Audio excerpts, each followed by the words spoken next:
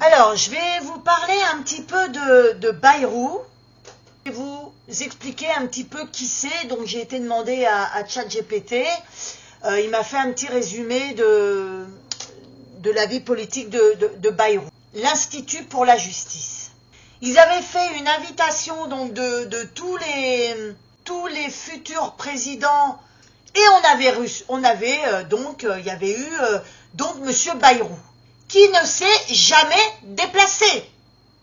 Il n'est jamais venu à Paris, à l'Institut pour la justice, pour rencontrer ne serait-ce que peut-être les victimes et discuter avec elles. Non, pas du tout. Il n'est pas venu du tout. Par contre, ce qu'il a fait, il s'est mis en visio. Il a parlé quoi? 5 minutes pour ne rien dire. Ils nous prennent vraiment pour des cons, quoi. Ils sont invités dans une association qui s'occupe des victimes, qui ont perdu un être cher dans des circonstances atroces. Puisque ma fille, je le répète et je le dirai tout le temps, elle a été tuée de 18 coups de couteau. Il ne s'est même pas déplacé, François Bayrou. Alors, quand on a un politique comme ça, qui ne se déplace pas déjà pour rencontrer une partie de la population qui sont des victimes, ça fait déjà voir la personnalité de cet énergumène.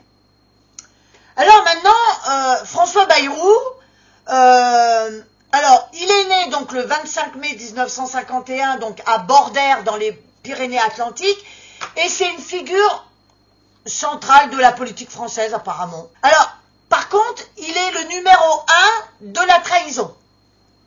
Moi, c'est le souvenir que j'en ai. Il a le master 10 dans la trahison. Alors, une figure centrale donc de la politique française, moi je trouve pas, mais bon. Alors, incarnant le centrisme et la démocratie chrétienne, bon, agrégé de lettres classiques. Alors, il débute sa carrière en tant que professeur avant de s'engager en politique. Donc, il est élu député des Pyrénées-Atlantiques en 86. Il préside le conseil général de ce département de 92 à 2001 et de 93 à 97. Alors ensuite, il est ministre de l'Éducation nationale. C'est pour ça qu'on a la pagaille dans l'éducation nationale, parce que tous ceux qui ont suivi le chemin que Bayrou a pris. Donc, sous les gouvernements Balladur et Juppé. Alors, période donc durant laquelle il met en place des réformes significatives. En 2007, il fonde le mouvement démocrate, donc le MoDem, affirmant sa position centriste. Candidat donc aux élections présidentielles, et là vous allez rire, 2002, 2007 et 2012. Donc il obtient respectivement 6,84%. On voit que les gens, franchement, là, ils avaient raison de ne pas voter pour lui, quoi. 18,57%. Donc là, les gens, ils n'ont pas trop réfléchi. Et 9,13% des voix. Donc, ça renforce sa stature nationale. Pour moi, c'est pas un politicien, parce que moi, quand il parle, il m'énerve, il m'endort. Alors, il est maire de Pau depuis 2014. Il est nommé ministre d'État, garde des Sceaux, ministre de la Justice en 2010. Donc, dans le premier gouvernement, Philippe, alors je sais pas qui c'est ça, mais démissionne en juin de la même année. Bon. En 2020, donc il est nommé haut commissaire au plan par le président Emmanuel Macron. Bah oui, hein, mais je crois qu'il n'avait pas duré longtemps, hein, lui, là. Hein.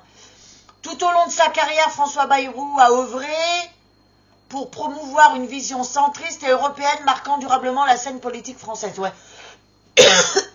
Bon. Vous voyez un petit peu cet homme-là. Je vous dis pas s'il est Premier ministre. La France est dans une galère. Eh bien, elle va amplifier sa galère. Voilà ce que je peux vous dire de François Bayrou.